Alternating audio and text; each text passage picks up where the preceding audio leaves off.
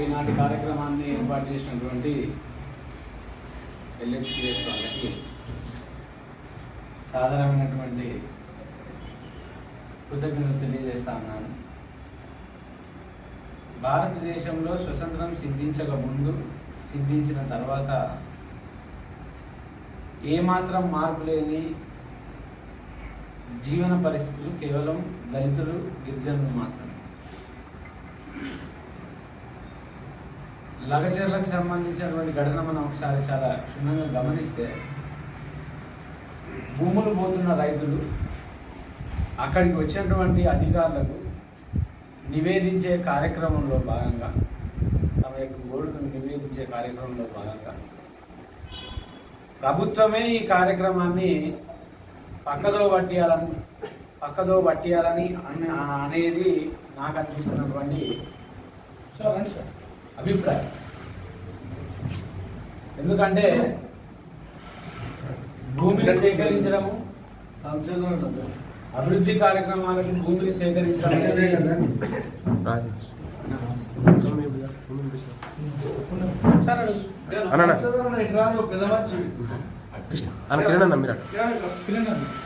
కొరకు భూమిని సేకరించడం అనేది ప్రభుత్వాలు గతం నుంచి కొనసాగిస్తున్న ఆనవాయితీ అయినప్పటికీ కూడా గిరిజనుల భూముల పైన బడం వెనుక ఉన్నటువంటి ఆంతర్యం ఏంటి అనేది గౌరవ ముఖ్యమంత్రి చెప్పాల్సినటువంటి అవసరం ఉంది. ఇప్పుడు ఆ ఫార్మా కంపెనీ ఎందుకు పెట్టాలనుకుంటారు, ఆ ఫార్మా కంపెనీ ద్వారా సమాజంలో ఏ రకమైనటువంటి ఉద్యోగ కల్పన చేయాలనుకుంటారో అది ముందుగా ప్రజలందరికీ తెలియపరిచిన తర్వాత అక్కడ అవసరమా లేదా అనేది డిసైడ్ చేయాల్సింది ఉంది. ప్రభుత్వం దగ్గర మిగులు భూములు ఉన్నాయి, ప్రభుత్వం దగ్గర అటవీ భూములు ఉన్నాయి, ఫార్మా కంపెనీ ఊరి పక్కన పెట్టాలని ఏం లేదు. అంటే ఇది పూర్తిగా ఇందులో ప్రభుత్వ కుట్రకోణమే కనబడుతుంది. దాడి చేసింది బాధితులు కాదు, ఎవరైతే అక్కడ దాడి చేసిన వాళ్ళు ఉన్నారో ప్రభుత్వ అనుమతితోనే అక్కడికి వచ్చినట్టు అనిపిస్తూ ఉన్నది. ఎందుకంటే దీన్ని ఒక సీన్ క్రియేట్ చేయాలి, ఎట్టి పరిస్థితి సీన్ క్రియేట్ చేసి తద్వారా ప్రభుత్వం ఏదైతే అనుకుంటుందో అది సాధించాలనేటువంటి దృక్పథం తప్ప ఇంకేం కనిపించే పరిస్థితి లేదు. అంటే ఒక ఆటవిక ప్రపంచాన్ని నేతృత్వం వహిస్తున్నట్టే ఈ ప్రభుత్వం కనబడుతుంది. కాబట్టి ఎవరైతే ఈరోజు బాధితులుగా ఈరోజు జైల్లో మగ్గుతూ ఉన్నారో, ఎవరైతే తమ వ్యవసాయ భూములను కోల్పోతూ ఉన్నారో వారందరికీ కూడా శక్తి మిషన్ తరఫున పూర్తి సంఘీభావం తెలియజేస్తా ఉన్నాం. ప్రభుత్వాన్ని కూడా ఈ సందర్భంగా హెచ్చరిస్తా ఉన్నాం. ఒక ఫార్మా కంపెనీ అది ప్రభుత్వం కంపెనీ కాదు కదా, ప్రభుత్వ ఆమోదితమో లేదా ప్రభుత్వం పెడుతున్న కంపెనీ కాదు కదా. మీరు ప్రైవేట్ మెకానిజంని ఎంకరేజ్ చేయాలనుకున్నప్పుడు మీ దూరదృష్టిలో ఏదైతే మీరు డబ్బును జనరేట్ చేయాలనుకుంటారో దాన్ని ఎంపిక చేసుకున్న విధానం అయితే అది ఏ రకం కూడా సమంజసం కాదు, ఏ రకం కూడా అది మనం దాన్ని సమాజం అర్చించదు. ఈరోజు ఎంతోమంది పిల్లలు ఆ రోజు కలెక్టర్ మీద దాడి జరిగింది అన్నారు. అసలు దాడి జరిగిన కలెక్టర్ ఎందుకు మీడియా ముందుకు రాలేదు, ఆయన మీద దాడి జరగడానికి కారణాలు ఏమైనాయి, దాడి జరిగితే ఎడదెబ్బ తాకింది, ఆయన అంగీని పోయిందా, పాయింట్ చెప్పిరా, దవడవల కొట్టిరా, అట్లాంటి విషయాలు ఆయన బహిర్గత పరచాల్సిన అవసరం ఉంటాయి కదా. సో పోలీస్ వ్యవస్థ ఎటుగాక ప్రభుత్వ ఆధీనంలో ఉందని చెప్పి పేపర్ మీద ఇష్టం వచ్చిన నెంబర్లు రాసుకొని, ఇష్టం వచ్చిన కంప్లైంట్ రాసుకొని ఇలా నిజంగా కూడా భూమి వాసన, భూమి నుంచి వచ్చేటువంటి పంటలవే జీవనాధారంగా బతుకుతున్న ఆ కుటుంబాలను ఇలా పోలీస్ స్టేషన్ ఎక్కించే పరిస్థితికి వస్తే, అంటే ఈ వర్గాల నుంచి అడిగేటువంటి నాయకత్వాలు సమాజంలో పెంపొందబడలేదనే కదా మీ అందరి ఆలోచన. ఇవాళ నేను అడుగుతా ఉన్న ఎస్టీ ఎమ్మెల్యేలు, ఎస్సీ ఎమ్మెల్యేలు, మీకు ఏమాత్రం సిగ్గుశరం ఉన్నా, ఏమాత్రం ఈ సమాజం మీద గౌరవం ఉన్నా, బాబాసాహెబ్ అంబేద్కర్ ఇచ్చినటువంటి రిజర్వేషన్ ఆధారంగానే ఇలా నువ్వు శాసనసభలో కూర్చున్నావు అనే భావం నీకు ఏమున్నా ఖచ్చితంగా ప్రభుత్వాన్ని మీరు అందరూ ప్రశ్నించాల్సినటువంటి అవసరం ఉన్నది. ఎవరైతే బాధితున్నారో వాళ్ళందరికీ మీ మద్దతు కూడా ఇవ్వాల్సిన అవసరం ఉన్నది. ఎవరేం మాట్లాడక ఇష్టం వచ్చినట్టు గవర్నమెంట్ తనకి ఏది అనిపిస్తే అది చేసుకుంటూ పోవడం అనేది కరెక్ట్ కాదు, ఎట్టి పరిస్థితుల్లో కూడా కరెక్ట్ కాదు. ఉదాహరణకి భువనగిరి మండలం తుక్కాపురంలో ఏజే గ్లాస్ ప్యాక్ పెట్టినారు. అది అభివృద్ధి అని అనుకుంటే ఆ తుక్కాపురం అరౌండింగ్ దాదాపు 10 నుంచి 15 కిలోమీటర్ల వరకు భూమిలో నీరు లేదు, మొత్తం నిశ్చయం అయిపోయింది. ఎవరి అభివృద్ధి ఎవరికి కావాలి అభివృద్ధి. ఇవాళ పేద పిల్లలకు చదువు లేదు, ఎస్సీ ఎస్టీ పిల్లలకు స్కాలర్షిప్ లేదు, హాస్పిటల్కి పోతే పారాసిటమాల్ గోళీ లేదు. ఇవి ప్రామాణికంగా కనబడతలేవు ఆ ప్రభుత్వాలకు. అంటే కేవలం నోరు లేని మూగజీవాలు ఎంతనో ఈ గిరిజన దళితులు అంతే. కాబట్టి వీళ్ళ మీద ఎటువంటి హింస పెట్టినా భరిస్తారనేటువంటి ఈ దృక్పథాన్ని దయచేసి ప్రభుత్వం వెనక్కి తీసుకోవాలి. లగచర్లలో ఎటువంటి ఫార్మా కంపెనీ పెట్టాల్సిన అవసరం లేదు. ప్రజల యొక్క అభిష్టానికి వ్యతిరేకంగా ఎవరు పోయినా హిట్లర్ లాంటి కాలగర్భంలో గడిచిపోయిండు. ఇప్పుడు ప్రభుత్వాన్ని పాలిస్తున్న వాళ్ళు మీరు కూడా కాలగర్భంలో గడిచిపోతారు. పేద ప్రజల కడుపు కొట్టే ఆలోచన ఎవరు కూడా చేయొద్దు. ఈ కార్యక్రమం ద్వారా ఖచ్చితంగా ప్రభుత్వాన్ని మాత్రం శక్తి మిషన్ తరఫున హెచ్చరిస్తున్నాం.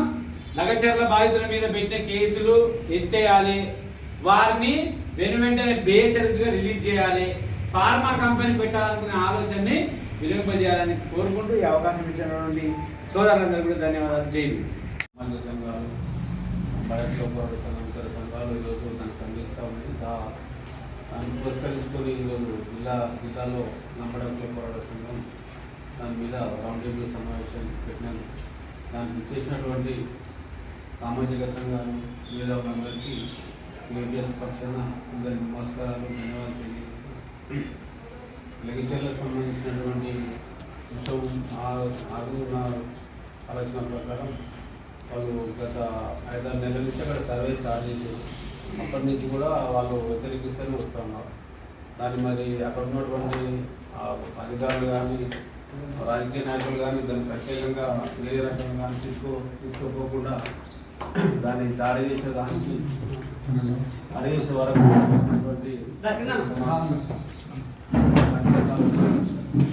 ఈరోజు రాష్ట్రంలో కానీ దేశంలో కానీ ఏదైనా కంపెనీ పెట్టాలన్నా, ఏదైనా కార్పొరేట్లకు ఏదైనా ఇవ్వాలన్నా కానీ దళితులు, గిరిజనులు, ఇతర ఉన్నత వర్గాలకు సంబంధించిన 100,000 ఎకరాలు ఉన్నాయి. అక్కడికి ఎవరు అది ఈరోజు ఎకరం 1 ఎకరం ఉన్నటువంటి 2 ఎకరాలు ఉన్నటువంటి దళిత గిరిజన భూములనే ఈరోజు ఇప్పుడు గత ప్రభుత్వాలు కూడా ఆ రకంగానే పనిచేస్తూ ఉన్నాయి. ఈ ప్రభుత్వం ఆ రకంగా పనిచేస్తూ ఉంది. చాలా ఉంది భూమి, అడవి భూమి చాలా ఉన్నాయి. ప్రజలకు కానీ గ్రామాలకు పంట భూములు కూడా దూరంగా పెట్టుకునేటువంటి పరిస్థితి కూడా ఉంటుంది. కానీ ఈ పెట్టుబడిదారులు ఏం చేస్తారంటే ఎక్కడైతే అనుకూలమైన రోడ్లు అంత నిర్మాణం జరిగిన ప్రదేశాలకు వచ్చి వాళ్ళు కంపెనీలు పెట్టుకొని వాళ్ళ ఖర్చు తగ్గించిన ప్రయత్నంలో భాగంగానే ఈరోజు దేశంలో దళితుల ఈ గిరిజనుల భూములను అయ్యేసే ప్రయత్నం చేస్తున్నారు. 75-80 సంవత్సరాల స్వతంత్ర దేశంలో ఇంకా కూడా ఒక భూములను రక్షించుకోలేని పరిస్థితిలో ఈరోజు అభద్ర భావానికి గురైనటువంటి ఈ కులాలు పోరాటగా తప్పలేని పరిస్థితిలో ఈరోజు ఆ దాడి జరిగింది. ఆ దాడి కూడా వాళ్ళకి పోరాడే పరిస్థితిలో లేరు. వాళ్ళు విద్యార్థిగిన వాళ్ళు గత 3-4 నెలల నుంచి వాళ్ళు దాన్ని వ్యతిరేకిస్తూ సభాసంగా ఉన్నారు. దాంట్లో ఇది రాజకీయ లగ్నం కోసం మూడో వీళ్ళని రెచ్చగొట్టి పుట్టినవాడు ఏదో ఉండు రాష్ట్రాంగాలు మీద ఉన్నారు. దీని మీద మరి మేము కేబిఎస్గా దీన్ని వ్యతిరేకిస్తూ ఉన్నాం. ప్రభుత్వ అధికారులు కుట్టడము ఎవరు సమర్థించిన పరిస్థితి లేదు, కూడా సమర్థించింది. అయితే ఎవడైతే దానికి సంబంధించినటువంటి ప్లాన్ చేసినటువంటి పట్టుకొని దాన్ని శిక్షించాలి. కానీ అమాయకమైనటువంటి దళిత గిరిజనులు ఇతర తీసుకుపోయి ఈరోజు చిత్రహింసలు గురిపెట్టడానికి మేము గురిగా పెట్టేస్తా ఉన్నాం. ఇది ఇప్పుడు జరగదు, మళ్ళీ జరుగుతుంది, గతంలో జరిగింది. దీన్ని మనం ఎల్లవేళలా దీన్ని ఎదుర్కొని సమస్యలకు భూములను రక్షణ కల్పించుకొని రాజ్యాంగం కానీ ఇతర హక్కులు కానీ ఈ దళిత గిరిజన బహుజనులకు సంబంధించినటువంటి అనేక పోరాటాలు చేయవలసి వస్తుంది. దానికన్నా మీరందరూ కూడా సమ్మిళితం కావాలని భవిష్యత్ పోరాటాలు చాలా ఉన్నాయి. ఇప్పటికీ ఏ ప్రభుత్వం వచ్చినా కానీ ఏ హక్కు కూడా పూర్తిగా మనం లభించిన పరిస్థితి ఉంది.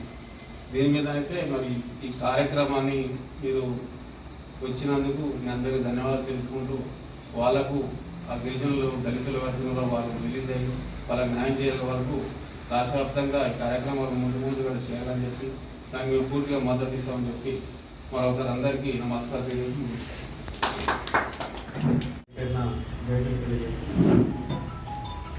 లగచర్లలో జరిగినటువంటి ఒక ఘటన అది ఎవరి విరోధంతో చేసినా ఎవరు బాధితులైనా అంతిమంగా నష్టపోయింది మాత్రం దళితుల గిరిజనులు. ఇక్కడ ప్రధానమైనటువంటి పార్టీలు, పాలక పార్టీలు కావచ్చు లేదా ప్రతిపక్షం ఉన్న పార్టీలు కావచ్చు, పాత్ర ఎవరిదైనా కానివ్వండి, మళ్ళీ అక్కడ కూడా ఇలా ఢిల్లీ దాకా హ్యూమన్ రైట్స్ దాకా పోవాల్సినటువంటి పరిస్థితిని తీసుకొచ్చింది రాజకీయ పార్టీలే. అక్కడ దళితులు, గిరిజనులు జైల్లో మగ్గుతున్నటువంటి పరిస్థితి. ఈరోజు ప్రభుత్వము సీరియస్గా తీసుకొని ఆ విషయాన్ని సీరియస్గా తీసుకొని ఎవరినైతే నువ్వు ఫ్యాక్ట్ ఫైండింగ్ చేసి లేదంటే విచారణ పరిపూర్ణంగా చేసి ఆ తర్వాత వాళ్ళందరిపైన చర్యలు తీసుకుంటే బాగుండేది.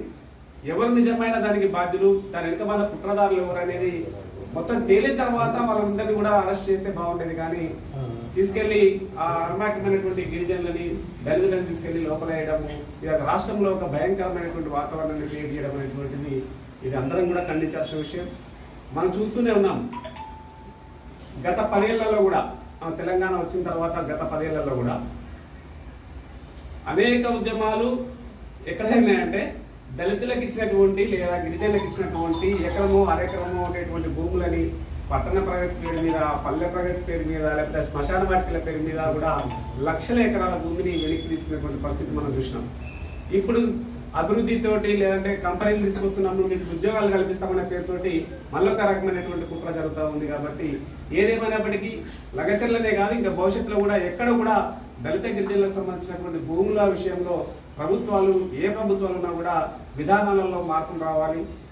ఎవరైతే పేద ప్రజలు ఉండేటువంటి ఎకరము అరెకరము 2 ఎకరాల లోపు ఉండేటువంటి భూములు ఎక్కడైతే ఐడెంటిఫై చేసి అక్కడ మాత్రం అలాంటి ఫ్యాక్టరీస్ లేకుండా సరే 100 ఎకరాలు 10 సంఖ్యల ఎకరాలు ఉన్నటువంటి భూముల పైన వాళ్ళు ఇలాంటి నిర్ణయాలు కంపెనీలు కానీ ఫ్యాక్టరీస్ కానీ లేకపోతే పార్కులు కానీ అభివృద్ధి చేస్తే బాగుంటుందని చెప్పి తెలియజేస్తూ లగచర్ల బాధితులకు పీపుల్స్ మానిటరింగ్ కమిటీ ఖచ్చితంగా అండగా ఉంటుంది, సపోర్ట్గా ఉంటుంది, సంఘీభావంగా ఉంటుందని చెప్పి తెలియజేస్తూ చదివేసుకుంటాం.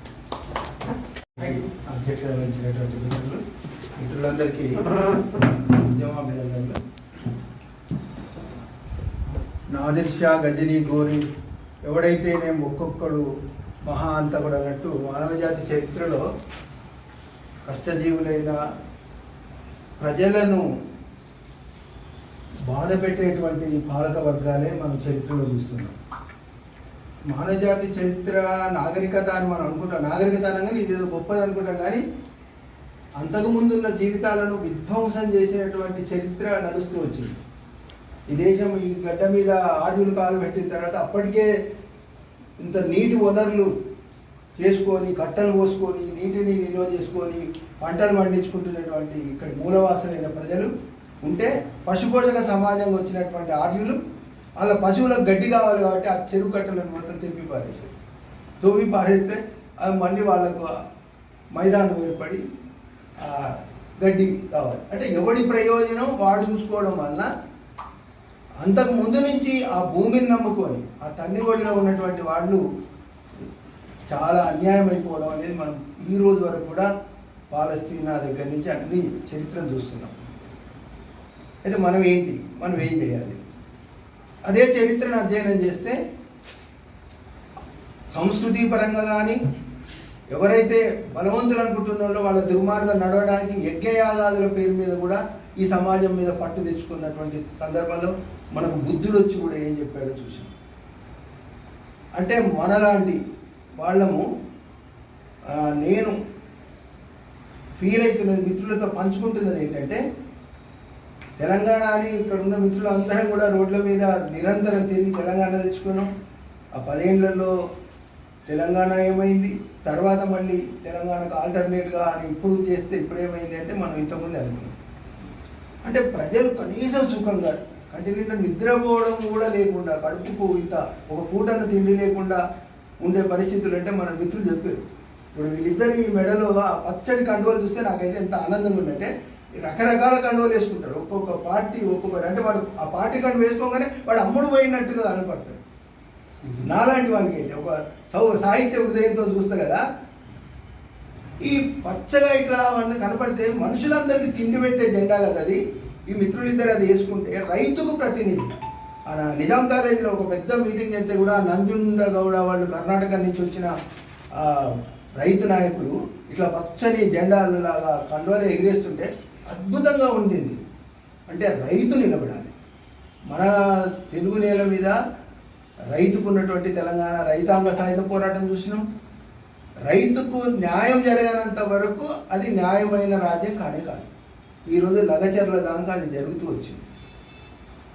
మరి మహబూబ్ నగర్లో ఉన్నటువంటి మిత్రులతో ఇంతకుముందే మాట్లాడింది. పాలమూరు అధ్యయన వేదిక అని చెప్పి అక్కడ 50-60 పుస్తకాలు ప్రచురించినటువంటి సంస్థ, అన్నీ కూడా ప్రజల కోసం నిలబడి ప్రచురించిన సంస్థ. ప్రొఫెసర్ హరగోపాల్ గారి సలహాలతో నడిచేది. ఆయన దానికి ప్రధానమైన ఒకటి ఉన్న రాఘవాచార్య సార్తో మాట్లాడారు. కరువు వ్యతిరేక పోరాట కమిటీ లీడర్ కూడా ఉన్న రాఘవాచార్య సార్తో ఇంతకుముందే మాట్లాడితే ఇప్పుడు లగచర్లలోనే ఉన్నారు. మనం ఏమైనా సోషల్ మీడియాలో ఉండడం కాకుండా మేము పోయి డైరెక్ట్గా రైతులతో మాట్లాడాలని వెళ్తున్నాం. చాలా విషయాలు మనం ముందున్నాయి, కానీ వాళ్ళతో మాట్లాడితే వాళ్ళ మనసులో ఏముంది, వాళ్ళ కడుపులో బాధ ఏంటి అని చెప్తారని చెప్పి ఆయన కొన్ని మౌలిక విషయాలు చెప్పండి.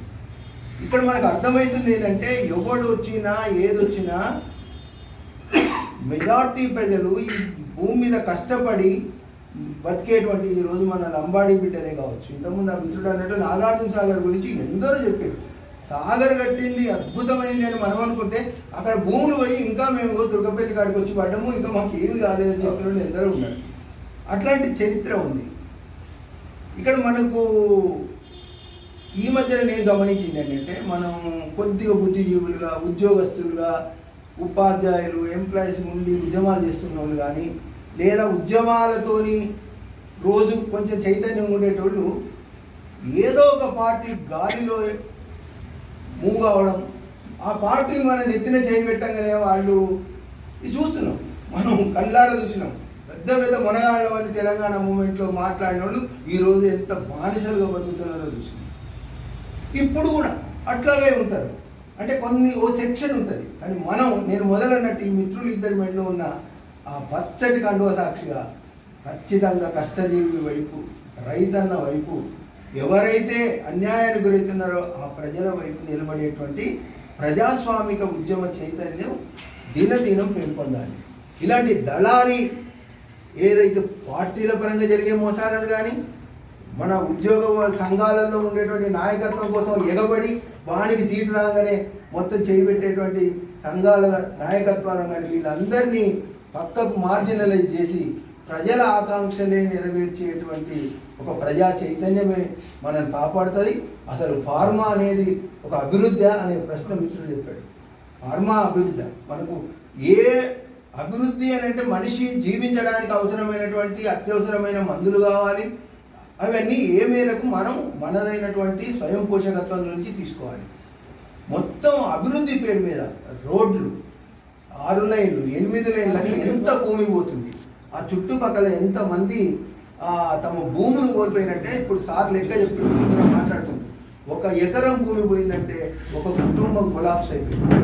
భూమి ఉన్నవాళ్లే కాదు, భూమి మీద ఆధారపడి బతికే వాళ్ళు ఉంటారు. ఒక ఊరు ఉన్నదంటే ఆ ఊళ్ళో భూములు లేనటువంటి వాళ్ళు కూడా ఊరి మీద ఆధారపడి ఊరుమ్మడి బతుకులు ఉంటాయి. ఈ మొత్తం జనాన్ని తమ ఊళ్ళో బతకకుండా ఎక్కడెక్కడో పోయి బానిస బతుకులు బతుకుతున్న పరిస్థితులలో చాలా భయంకరమైనటువంటి వాస్తవాలు ఈరోజు సమాజం ఎదుర్కొంటున్నది. మిత్రులు రౌండ్ టేబుల్ సమావేశం ఏర్పాటు చేయడం, మనం కొంతమంది ఇక్కడ కూర్చొని ఒక అవగాహనకు రావడం చాలా సంతోషించదగ్గ విషయం. నేను మళ్ళీ మిత్రులను కోరేది ఒకటే, ఈరోజు స్పష్టంగా తమ ప్రయోజనాల కోసమే పనిచేసేటోళ్ళు ఉన్నారు, కానీ ఖచ్చితంగా న్యాయం వైపు, ప్రజల వైపే నిలబడేటువంటి చైతన్యం పెరగాలి.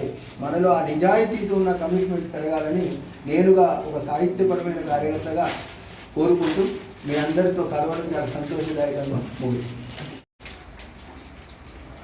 ఎల్పిహెచ్ఎస్ మిత్రులారా, కాంగ్రెస్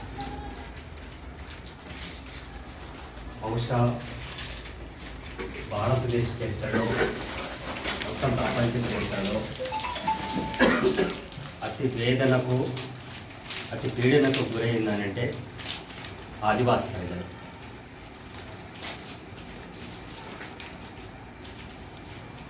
మన దేశంలో దాదాపుగా స్వాతంత్రం వచ్చిన దగ్గర నుండి బాక్రానంగల్ ప్రాజెక్ట్ నుంచి మొదలుకుంటే ఇటు నాగార్జున సాగర్, మన మిత్రుడు చెప్పినట్టు నాగార్జున సాగర్ ప్రాజెక్టు చెప్పుకుంటే ఒక అంచనా ప్రకారము 2 కోట్ల మంది గిరిజన బిడ్డలు విస్థాపనకు గురయ్యారు. అంటే తమ భూముల నుండి వెళ్ళగొట్టబడ్డారు, దిక్కులేని బతుకులు బతుకుతున్నారు. 2 కోట్ల మంది పరిస్థితి. నిజానికి ఇప్పటికీ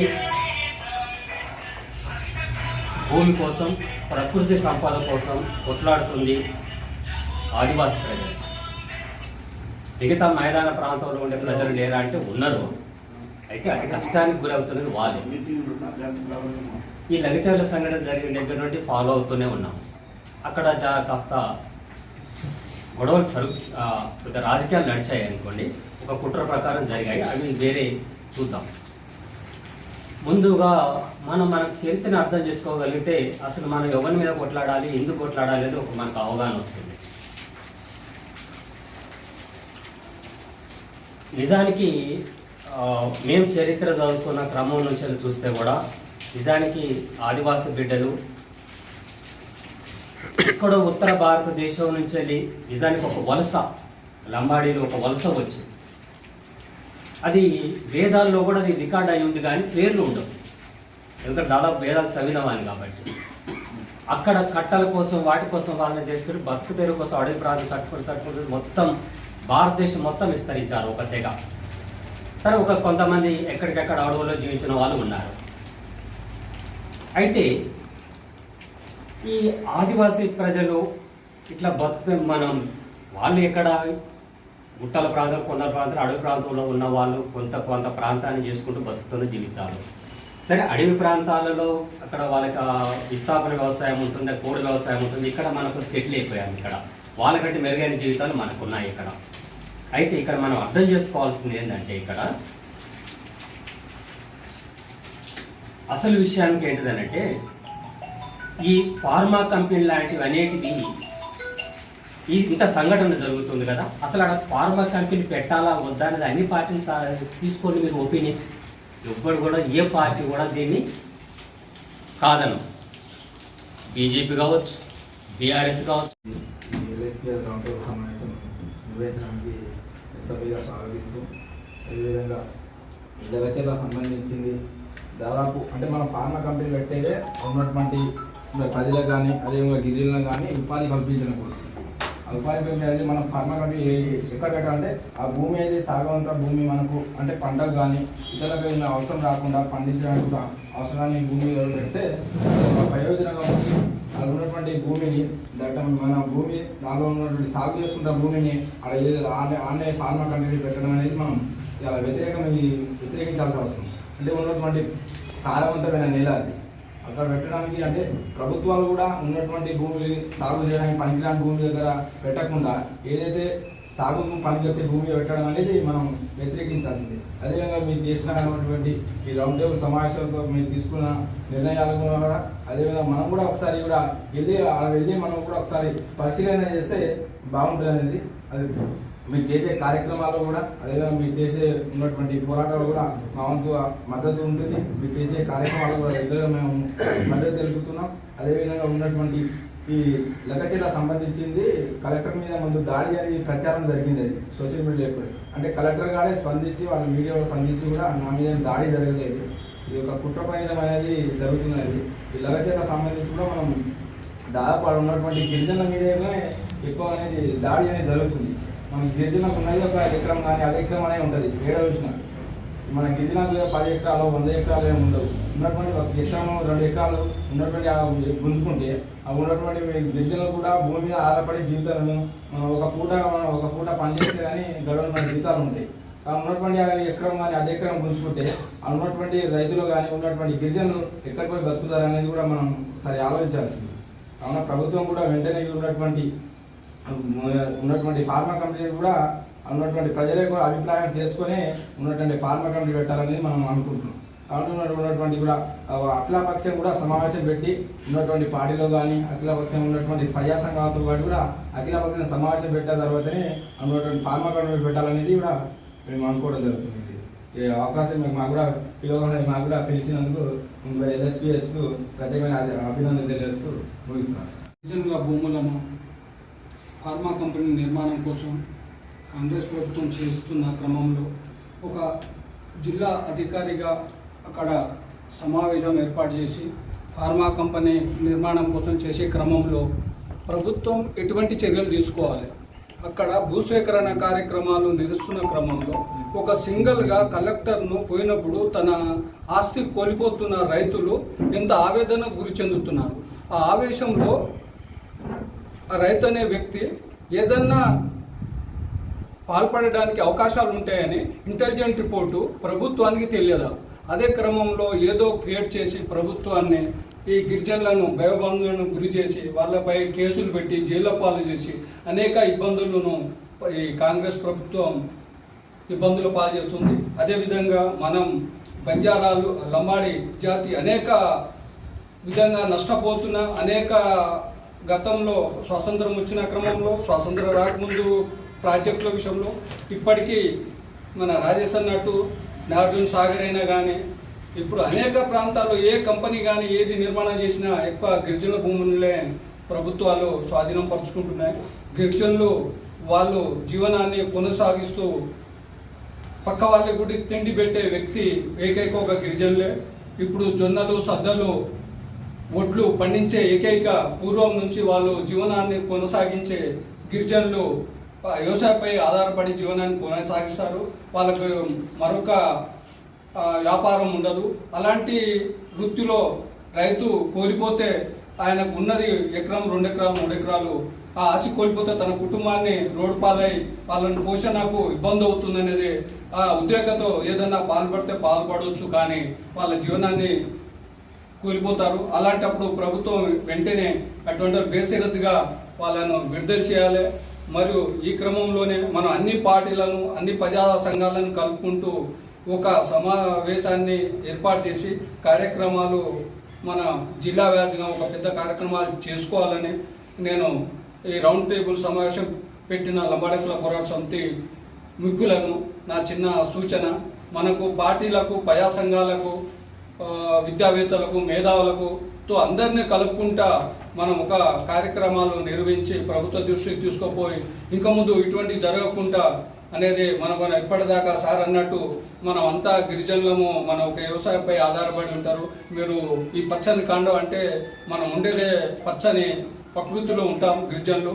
కాబట్టి ఇలాంటి ఏ ప్రభుత్వాలు వచ్చినా ఎవరికి వచ్చినా మనకు మొట్టమొదటి నష్టం జరిగేది లంబాడి జాతి వాళ్ళకు. కాబట్టి ఇటువంటి విషయాల్లో మన లంబాడి ప్రజా సంఘ నాయకులైనా ఏ పార్టీలో ఉండండి, ఏదైనా ఉన్నా కానీ మనకు సమస్య వచ్చిందంటే, మన జాతికి సమస్య వచ్చిందంటే మన అందరం యూనిట్గా ఉండి ఈ సమస్యను మనము సాల్వ్ చేసుకొని ప్రభుత్వం పైన ఒత్తిడి చేయవలసిన అవసరం ఎంతైనా ఉంది మన అందరిపైన. కాబట్టి ఈ విషయాన్ని దృష్టిలో పెట్టుకోవాలి. మన అందరము నీ గ్రూపు నా గ్రూపు, నీ పార్టీ నా పార్టీ కాకుండా మన జాతికి నష్టం జరుగుతుంది. కాబట్టి ఆ ఉద్దేశంతో మన అందరము యూనిట్గా ఉండి ఈ కార్యక్రమానికి ముందు తీసుకుపోవాలని ఈ కార్యక్రమ నిర్వాహకులకు మన రాజేష్కు, భాస్కర్కు, మన రాజుకు అందరికీ మళ్ళా వచ్చిన ప్రజా సంఘ నాయకులకు ప్రతి ఒక్కరికి పేరుపైన పత్రికా ధన్యవాదాలు తెలుపుతూ వివిధ సంఘాల నుంచి చేసిన అందరికీ సభాధ్యక్ష వహిస్తున్న లంబాడి కుల పోరాట సమితి జిల్లా అధ్యక్షులు రాజు నాయక్, రాష్ట్ర కార్యదర్శి రాజేష్ నాయక్, ఇక్కడ వచ్చిన పెద్దలందరికీ ఎల్ఎస్పిఎస్ ముఖ్య నాయకులకు మరి ఇతర సంఘాల నాయకులందరికీ హృదయపూర్వక నమస్కారాలు తెలియజేస్తున్నాను. ఈరోజు మనం ఈ రౌండ్ టేబుల్ సమావేశం ఎందుకు జరుపుకుంటున్నాం? ఎక్కడో మనకు ప్రాబ్లం అవుతుంది. గిరిజనులకు అయినా, ఎస్సీకి అయినా, ఎవరికైనా మన జాతులకు తక్కువ జాతులను చూసి మనకు అందరికీ ఎప్పుడు ఏ ప్రభుత్వాలు వచ్చినా మనకు అన్యాయమే జరుగుతుంది. కాబట్టి మనం ఈ సమస్యలను పరిష్కరించుకోవాలంటే మనం వివిధ సంఘాలంతా ఒక్కతాటిపై నడవాలని నేను అందరినీ కోరుతా ఉన్నాను. ఇవాళ లంగచర్ల గిరిజనుల రైతుల గురించి ఫార్మా కంపెనీలు వస్తున్నాయి, మా భీమనగర్ మండలంలో కూడా ఉన్నాయి. తీసేయమని ధర్నాలు చాలా మంది చేస్తున్నా కూడా ఆ కంపెనీలు తీయడం లేదు. చాలా ఇట్లాంటి జరుగుతూ ఉన్నాయి. మనం చూస్తున్నాం, ఏదో పేపర్లో వస్తున్నాం, టీవీలో వస్తున్నాం, చూస్తున్నాం, వెళ్ళిపోతున్నాం. అవి అయితేనే వస్తూనే ఇస్తారు, పర్మిషన్ ఇస్తూనే ఉన్నారు. ఏ గవర్నమెంట్ వచ్చినా ఇస్తూనే ఉన్నారు. వాళ్ళ పబ్బ కట్టుకొని వెళ్తూ ఉన్నారు. మనం కూడా గట్టిగా చేసుకోవాలి. ఎందుకంటే మనకే ప్రాబ్లం అవుతుంది. మనకు ఉన్నది అర్ధ ఎకరం ఉంటుంది, ఎకరం ఉంటుంది, 2 ఎకరాలు ఉంటుంది. దాంట్లోనే పండించుకొని దాంట్లోనే తిని మన పిల్లల్ని చదివించుకోవాలి. మనం ఎదగాలంటే అదే ఆధారం మనకు. ఎవరికో 100కి జాబులు ఉద్యోగాలు ఉన్నాయి, మిగతాలందరికీ వ్యవసాయం ఆధారం ఉంది. ఈరోజు సద్దలు పడతలేవు, జొన్నలు లేవు. ఏదో జమానాలో మా చిన్నప్పుడు మేము చూసాం. ఇక్కడ చూస్తే ఫార్మా కంపెనీలు, ఎక్కడ చూసినా కంపెనీలు, ఎక్కడ చూసినా ఏదో ఒక ప్రాబ్లంలు ఉన్నాయి. దానివల్ల మనకు కలుషితం అయ్యి ఆహారం ఎంతో ఇదవుతుంది. చిన్న చిన్న ఏజ్లో షుగర్, బీపీ స్టార్ట్ అవుతున్నాయి. ఇలాంటి ప్రాబ్లం చాలా అవుతున్నాయి మనకు అందరికీ. కాబట్టి నేను అనేది ఏంటంటే ఇలాంటి సమస్య రావద్దని ప్రభుత్వాలకు మనము హెచ్చరించవలసి అవసరం ఉందని మీ అందరికీ కోరుతా ఉన్నా ఫ్రెండ్స్. అందుకు సమావేశాన్ని మీరు అందరూ వచ్చినందుకు, ఈ రౌండ్ టేబుల్ సభ నిర్వహించినందుకు మా లంబాడకుల పోరాట సమితికి మరి కృతజ్ఞతలు తెలుపుతూ సభ ముగిస్తున్నాం. అందరికీ నమస్కారాలు. విషయం ప్రతిరోజు మనం పేపర్లో టీవీలో చాలామంది చూస్తూనే ఉన్నాం.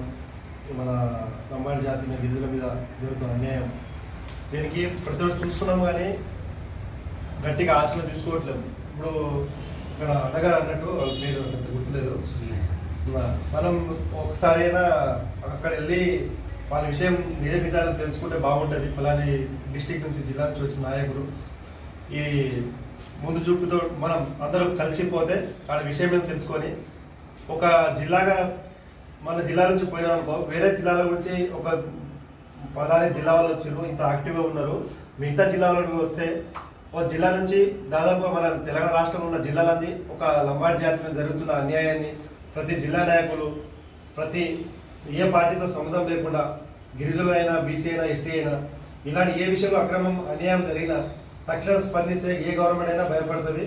దీనికి అందరం కలిసికట్టుగా పనిచేయాలని కోరుకుంటున్నాం. ఇంత ముగిసి సమయం ముగిస్తున్నాం.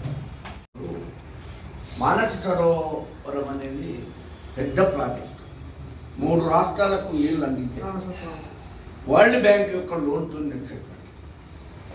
అయితే అంత పెద్ద ప్రాజెక్టు కట్టే సమయంలో భారతదేశంలో ఉన్నటువంటి పాత చట్టాల ప్రకారం బ్రిటిష్ కాలం నుండి కూడా గిరిజనులు ఉన్నటువంటి ప్రాంతం వాళ్ళకే చెందాలి, వాళ్ళే పండించుకుంటారు, వాళ్ళు ఏం చేసుకుంటారో తెలియదు. ప్రకృతి జీవన విధానం వాళ్ళు. చింతపండు దొరికితే చింతపండు, తేనె దొరికితే తేనె, వాట్లాంటి భూముల జోలికి పోవద్దని స్వతంత్రం రాకముందు కూడా ఒక సిస్టమ్ ఉంది, అదొక భాగం. తర్వాత సెంటర్ ఫారెస్ట్ ఉంది, state forest. State forest permission తీసుకోకుండా ముఖ్యమంత్రి కూడా ఏం చేయలేదు. కానీ అక్కడ 1500 ఎకరాల భూమి ఉంది, ఫారెస్ట్ కింద ఉంది. కాబట్టి పొల్యూషన్ విషయంకి వచ్చినప్పుడు నేను మెంబర్ సెక్రటరీ 3 రాష్ట్రాలకు ఇన్ఛార్జి, హైదరాబాద్లో నేను 10 ఏళ్ల కింద గెలిచాను. ఈ హైదరాబాద్ చుట్టుపక్కలన్నీ కూడా కాలుష్యాన్ని ఏర్పాటు చేసేటువంటి కంపెనీలే ఉన్నాయి. ఈ సర్కారీ కంపెనీలు తీసేయమంటే తీసేయలేదు. సర్కారుకు రకరకాలమైన శరీరానికి ఎన్ని నాళ్ళు ఉంటాయో సర్కారుకు కూడా అన్ని నాళ్ళు ఉంటాయి, ఆదాయ వనరులు ఉంటాయి. ఇవన్నీ దృష్టిలో పెట్టుకొని పాలకులు పర్యావరణ చట్టాన్ని అమలు చేయడంలో విఫలం చెందుతున్నారు. నేను 3 రాష్ట్రాల ఇన్ఛార్జిగా చెప్తున్నటువంటి ఒక సైంటిస్టుకి వెళ్ళి వచ్చినటువంటి ప్రొఫెసర్ పెద్ద ఆయనను ఏంటంటే ఇప్పటికి కూడా ఉన్నాడు. కాబట్టి ఏదన్నా ప్రాజెక్టు కట్టాలనుకున్నప్పుడు మొదలు ఆ భూమి గవర్నమెంట్దా, సెంట్రల్ ఫారెస్ట్దా, స్టేట్ ఫారెస్ట్దా. కాబట్టి స్టేట్ ఫారెస్ట్ కానప్పుడు బంజరు భూమి ఉన్నది, కారజ్ ఖాతా ఉంది, అనేక రకాల భూములు 3 రకాలుగా ప్రభుత్వ భూములు ఉన్నాయి. అవి నిజాం కాలంకి వెళ్ళి ఆ నిజాం కాలంకి ఉన్న భూముల గురించి పేదవాడికి పేదరికం పోవాలంటే ఏం కావాలి? భూమే కావాలి. కాబట్టి ఆ భూమి ఎవరి దగ్గర ఉంది? సర్కార్ దగ్గర ఉంది. సర్కార్ ఏం చేయాలి? పేదోళ్ళకి ఇవ్వాలి. ఆ రకమైన పేదోళ్ళకి ఇచ్చిన భూమి ఎంత ఇస్తాం? 2 ఎకరాలు, 3 ఎకరాలు, 5 ఎకరాలు ఉంటాయి. అలాంటి భూముల విషయంలో పోవద్దనేది నేను 30-40 ఏళ్ళ నుంచి ఈ యొక్క ల్యాండ్ ఎక్విజిషన్ చట్టం యొక్క సిస్టమ్ ఏంటి? ల్యాండ్ ఎక్విజిషన్ చట్టం యొక్క సిస్టమ్ ఏంటంటే 5 ఎకరాలు లోబడినటువంటి రైతుల భూమి ప్రభుత్వం తీసుకోకూడదని ఒక సిస్టమ్ ఉంది. అయితే దానికి అత్యవసరంగా ప్రజా ప్రయోజనాలకు అవసరం ఉన్నదనుకుంటే ఆ రైతుల్నే మొదలు పిలిచి కన్విన్స్ చేసి ప్రత్యామ్నాయంగా భూమి అందిస్తాము, లేదా డబ్బులు అందిస్తాము, మేము కోరుకున్నాము అనేది ప్రభుత్వం చేయాల్సినటువంటి ఒక పని నియమం ఉన్నది. ఇవన్నీ దృష్టిలో పెట్టుకున్నప్పుడు లగన్చర్ల సంఘటన విషయం ఎందుకంటే మేము బాబా హంటే కూడా ఇట్లనే మానస సరోవరంను 3 రాష్ట్రాలకు ఇచ్చేటువంటిది బాబా హంటే మొత్తం ఫారెస్ట్. ఆ ప్రాజెక్టు ప్రజలు జీవన విధానం కొనసాగించే ప్రాంతంలో ఏ ప్రాజెక్టు రాకూడదు. కాబట్టి ప్రాజెక్టు వచ్చేటప్పుడు ఏం చేస్తారంటే 2 రకాలు భూములు కావాలి, ప్రకృతి అనుకూలంగా ఉండాలి. పెట్టుబడి తక్కువ కావాలి అనే సిస్టమ్ ఉంటుంది. ఆ సిస్టమ్ కొరకు కూడా మేము కొట్లాడిన విషయము 20-30 ఏళ్ళ నుంచి మేము కొట్లాడుతున్నాం. నదీ జలాల పోరాట కమిటీ, పోచంపాడు జలాలు, కృష్ణా జలాల విషయం. అప్పుడు సర్వే చేసిన విషయం ఏంటంటే పోచంపాడు జలాలు రావాలంటే ఎగువ మానేరు కట్టవలసిన భూమి దిగువగలు కట్టింది. ఆనాడు ఉన్నటువంటి పాలకులు ఏం చేసిందంటే తక్కువ ఖర్చు కావాలి, ప్రాజెక్టు రావాలి. కాబట్టి తక్కువ ప్రాజెక్టు దిగువ కట్టింది కాబట్టి ఎగువకు నీళ్ళు రావాలి కదా. మరి ఎగువకు నీళ్ళు రావాలి, ఇంకో మార్గం ఉందా? లేదు. కాబట్టి ఏం చేయాలి? ఆ నీళ్ళు తేవాలి. ఆ నీళ్ళు తేవాలంటే ఏమైంది? 3 ప్రాంతాలలో గ్రావిటీ ఉంటుంది, వాటర్ బెడ్ ఉంటుంది. ఈ వాటర్ బెడ్ ప్రకారంగా, గ్రావిటీ ప్రకారంగా తక్కువ ఖర్చుతో రావాలనుకున్నప్పుడు 3 ప్రాంతాలలో లిఫ్ట్ చేయాల్సినటువంటి అవసరం ఉంది. ఇప్పుడు ఈయనకి వచ్చే వరకు ఏంటంటే 395 అడుగుల ఫీట్ల పైకి రావాలి. హైదరాబాద్కి నీళ్ళు రావాలి, షామీర్పేటకి నీళ్ళు రావాలంటే. కాబట్టి ఆనాడు ఉన్నటువంటి పరిస్థితులను బట్టి, ఆ ప్రకృతి పరిస్థితులను బట్టి ఆ ప్రాజెక్టు రావాలనేది ఒక భాగం. సరే, ఇప్పుడు మేము ప్రగతికి వ్యతిరేకమని కాదు, ప్రగతి వ్యతిరేకం కాదు. ఎందుకు కాదు? మానవ జీవన విధానానికి మందు అనేది ప్రధానం. సరే, ఆ మందుల కంపెనీ తేవడానికి ఇంకో మానవుని చంపకూడదు. కాబట్టి అలాంటి సిస్టాన్ని పెట్టి చూసినప్పుడు అక్కడ కూడా 1100 ఎకరాల భూమి ఉంది. అది ఫారెస్టులదైతే గవర్నమెంట్ నీకు చేతనైతే ఫారెస్టులను తీసుకొచ్చి చేయాలి. అయితే పొల్యూషన్ చట్టాన్ని బట్టి చెప్పేది ఏంటంటే జనసంచారం లేనటువంటి ప్రాంతంలో భారీ ప్రాజెక్టులను కట్టాలి. ఇది ప్రాజెక్టుల యొక్క నియమం, పొల్యూషన్ యొక్క నియమం. పొల్యూషన్ సెక్రటరీ కూడా ఏం చేయాలి? ఆ పొల్యూషన్ వాళ్ళని కూడా మీరు పర్మిషన్ తీసుకోవాలి. అయితే పర్మిషన్ తీసుకున్న భారీ ప్రాజెక్టులకి ఏంటంటే హెల్త్ డిపార్ట్మెంట్ కూడా పర్మిషన్ ఇవ్వాలి. హెల్త్ డిపార్ట్మెంటు, పొల్యూషన్ వీళ్ళంతా ఇవ్వాలి. కాబట్టి పాలకులు ఇప్పుడు ఎవరి ప్రయోజనం వాడుతుంది? ఇప్పుడు ఇంతకుముందు శివలింగం మాట్లాడి ఒక ప్రభుత్వం ఇచ్చింది భూమి, ఇంకో ప్రభుత్వం మేము రైతు బంధు కడుతున్నాం. ఈడ కూడా భూములు కడుతుంటే మేము ధర్నా చేస్తాం. మేము రైతు బంధు, అదే రైతు వేదికలతో ఒక ప్రభుత్వం ఇచ్చిన భూములే కొనుక్కుంది. మేమేమో ఆ భూములు ఇందిరాగాంధీ ఉన్నప్పుడు మేమేం చేసినాం? 92లో నేను అప్పుడు సిపిఐలో ఉంది. భూ సంస్కరణలు ఖచ్చితంగా పెట్టాలి. పేదరికం పోవాలంటే భూమి కారణము. భూమి ఉన్నదంటే డైరీ పెట్టుకోవచ్చు. భూమి ఉన్నదంటే ఏదైనా ఇప్పుడేమో వచ్చిన జీవన విధానంలో మార్పులు, అప్పుడేమో ఎక్కువ లేవు, ఒక డైరీ మాత్రమే మొదలు ఉంటుండే. ఇప్పుడు కోళ్ళ ఫారాలు వచ్చినాయి, చాలా రకరకాలు వచ్చినాయి. అయితే మారుతున్న పరిస్థితులను ప్రగతి వైపు ఆలోచించేటప్పుడు ప్రజల జీవన విధానాన్ని ఆలోచించే కొరకు మరి చేసే విధానాన్ని ఇక్కడ ఈ జిల్లాలో కొంత మునుగు తప్పిందని నేను అంటున్నాను. ఎందుకు తప్పిండ్రు? ఒక ప్రాజెక్ట్ వస్తుంటే ఒకటే తండ కాదు, ఒక తండంలో మెజార్టీ భూమి పోతుండొచ్చు, ఇంకో తండాలో కూడా చారాన పోతుండొచ్చు. కానీ బారాన పోయే కానీ బాధ్యతతో అధికారులు బారాన పోయే భూముల రైతులను మొదలే పిలుచుకోవాలి. మొదలే కలెక్టరేట్ పిలుచుకొని లేదా తహసీల్దార్తో తీసుకొని ఇంకా గవర్నమెంట్ అవసరాల కొరకు మీ భూమి కోరుతున్నాము, మీకు అంగీకారమేనా? ఎందుకంటే భారత రాజ్యాంగంలో ఉన్నటువంటిది ఒక వ్యక్తి యొక్క హక్కు కలిగిన తర్వాత హక్కును గుంజుకోవడానికి ఏ సర్కారుకు లేదు, హక్కు లేదు, ఈవెన్ కోర్టు కూడా లేదు. అలాంటి విషయానికి వచ్చినప్పుడు కలెక్టరు, రెవెన్యూ సిబ్బంది ఆ రైతులు ఎంతమంది ఉంటారో ఆ లిస్టు రాసుకొని వాళ్ళని పిలుచుకోవాల్సి ఉండేది. పిలుచుకొని మొదలు వాళ్ళని కన్విన్స్ చేసుకోవాల్సి ఉండేది. అదొక భాగం. అది వైఫల్యం చెందే ఇంకా నిజ నిర్ధారణ జరగాల్సి ఉన్నది. నేను ఈ ప్రభుత్వం ఆ ప్రభుత్వం అంటలేదు. అయితే ఒక జటిలమైన సమస్య ఉన్నప్పుడు 2 రోజుల ముందు 3 రోజుల ముందు విభాగం పోలీస్ శాఖ తిరగాల్సినటువంటి అవసరం ఉంటుంది. ఆ ఊళ్ళో ఉన్న ప్రజలు ఎంత వ్యతిరేకత ఉంది, ఏముంది, అక్కడ పోవడానికి మీటింగ్ పెట్టడానికి వీలుందా లేదా, లేక ఇడికే పిలుచుకొని మాట్లాడాల్సిన పరిస్థితి ఉందా, అక్కడ చేయాల్సినటువంటి పని అదొకటి విఫలమే. సరే ఏమైనా ఏం లేదు, ఇక్కడ ఆడగలదు ఊళ్ళకే పోదామని ఒక ఎమ్మెల్యే వేరే వాళ్ళు తీసుకొచ్చినట్టుగా సమాచారం ఉంది. నేనైతే దాంట్లో డైరెక్ట్ చూసిన, ఛానల్లో చూసిన. కలెక్టర్ ఊళ్ళకి రాగానే చుట్టుముట్టుకుంది. అయితే కలెక్టర్ వచ్చిన సిబ్బంది ఏం చేసిండు, కలెక్టర్ చుట్టున్నారు. మనం ఎట్లున్నాం కలెక్టర్ చుట్టూ వాళ్ళు. అయితే దానికి ఈరోజు గిరిజనులకు జరుగుతున్నట్టు అంటే ఎక్కడ కూడా అగ్రవర్ణాలకు జరగట్లేదు. భూసేకరణ అనేది కేవలం లంబాడీలది, దళిత గిరిజనులదే తీసుకుంటా ఉన్నారు. ప్రీవియస్లో నాగార్జున సాగర్ ప్రాజెక్టు కావచ్చు, ఇప్పుడు ఇక్కడ జరిగినది కావచ్చు.